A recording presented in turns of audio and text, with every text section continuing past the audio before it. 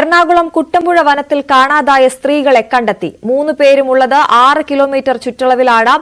അറക്കമുത്തി എന്ന സ്ഥലത്താണ് ഇവരെ കണ്ടത്. ഡിഎഫ്ഒ ആണ് ഇക്കാര്യം അറിയിച്ചത്.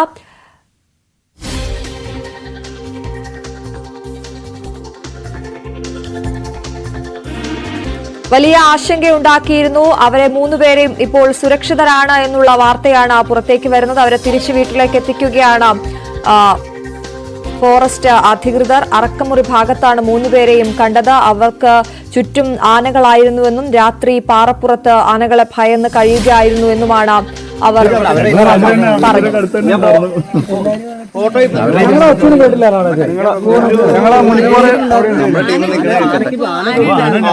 ഞങ്ങൾ അവിടുത്തെ കൂവിലൊക്കെ കേട്ടായിരുന്നോ?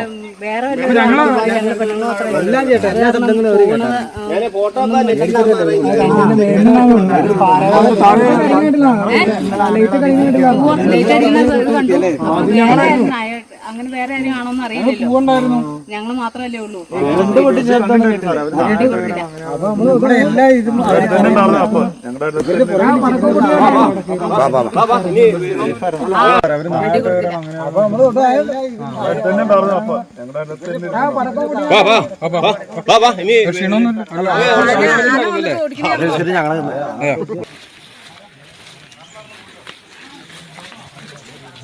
ആജ്ഞ രവീന്ദ്രൻ ചേരുന്ന വാർത്തകളുടെ വിശദാംശങ്ങളുമായി. ആജ്ഞ, വലിയ ആശങ്കയുണ്ടായിരുന്നെങ്കിലും 3 പേരെയും കണ്ടെത്തിയിരിക്കുന്നു. പൂർണ്ണ ആരോഗ്യവതികളാണ്. എന്തൊക്കെയാണ് അവർ പറയുന്നത്?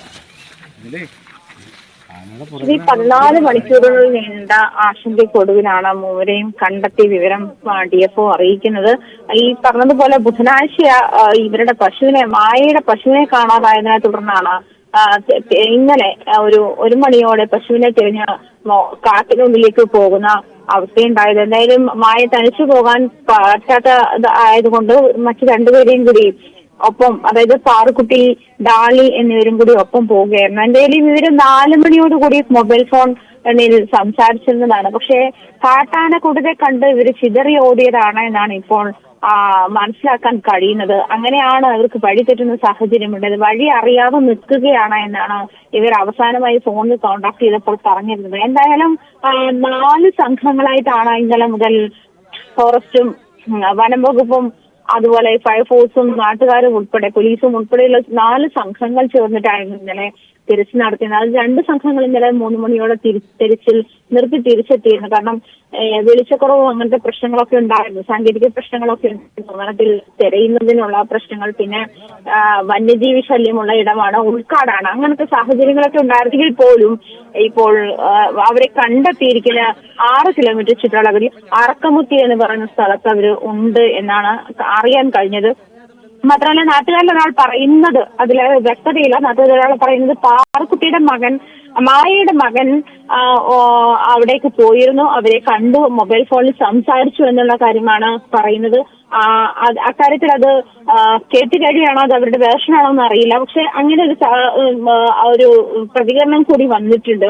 പക്ഷെ ഡിഎഫ്ഒ ഡ്രോൺ ഉപയോഗിച്ചുള്ള തെരച്ചിലാണ് ഇവരെ കണ്ടെത്തിയത് എന്നാണ് ഡിഎഫ്ഒ അറിയിച്ചത്. എന്തായാലും വനംവകുപ്പിന്റെ നേതൃത്വത്തിലാണ് ഈ തെരച്ചിൽ കൂടുതൽ ഊർജിതമായി നടന്നത്. നാട്ടുകാരും അതിനൊപ്പം സംഘങ്ങൾക്കൊപ്പം ഉണ്ടായിരുന്നു.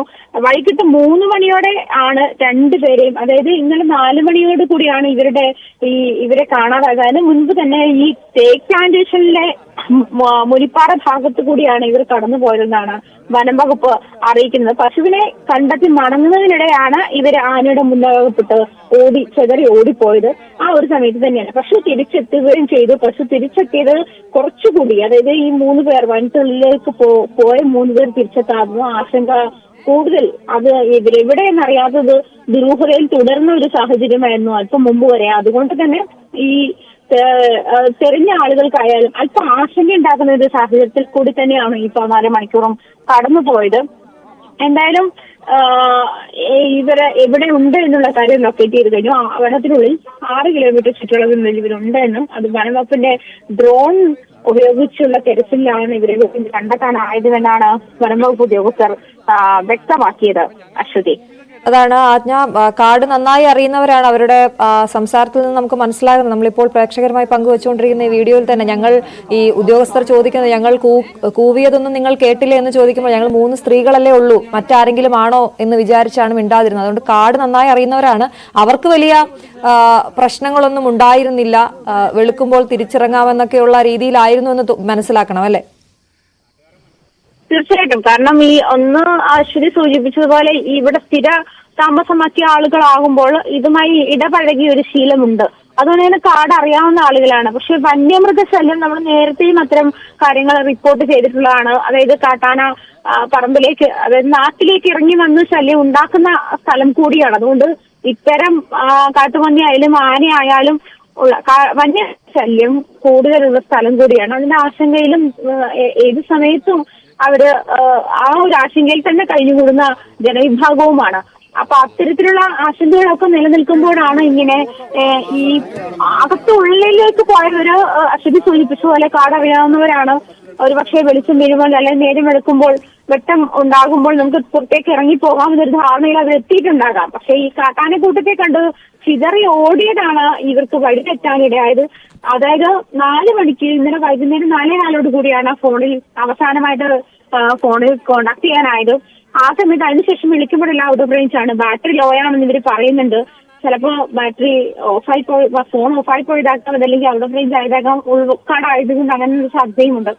എന്തായാലും ഈ പറഞ്ഞതുപോലെ വനം നന്നായി അറിയാവുന്ന ആളുകൾ ആണെങ്കിൽ കൂടിയും ഇത്തരം ഭീതിതമായ അന്തരീക്ഷത്തിൽ ചെന്നപ്പെടുമ്പോൾ ഒരുപക്ഷെ കുടുങ്ങിപ്പോകുന്ന സാഹചര്യം, ഇങ്ങോട്ട് പോകണം എന്നറിയാതെ കുഴയുന്ന ഒരു സാഹചര്യം ഒക്കെ ഉണ്ടാകാം.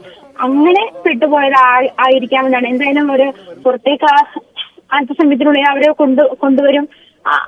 അതിനുശേഷം എന്താണ് സംഭവിച്ചെന്നുള്ള കാര്യത്തിൽ വ്യക്തത ഉണ്ടാവുകയുള്ളൂ. എന്തായാലും ഈ മായയുടെ മകൻ അവിടെ എത്തിയിട്ടുണ്ട്, ഇവരെ ലൊക്കേറ്റ് ചെയ്തിട്ടുണ്ട്, ഇവരുമായി സംസാരിച്ചിട്ടുണ്ട് എന്ന് നാട്ടുകാരിൽ ഒരാൾ പറയുന്നുണ്ട്. അതില് അത് മാത്രമല്ല DFO ഇവരുടെ വനംവകുപ്പിന്റെ ഡ്രോൺ ഉപയോഗിച്ചുള്ള തിരച്ചിലാണ് ഇവരെ കണ്ടെത്തിയതെന്ന് വനംവകുപ്പും അറിയിക്കുന്നുണ്ട്.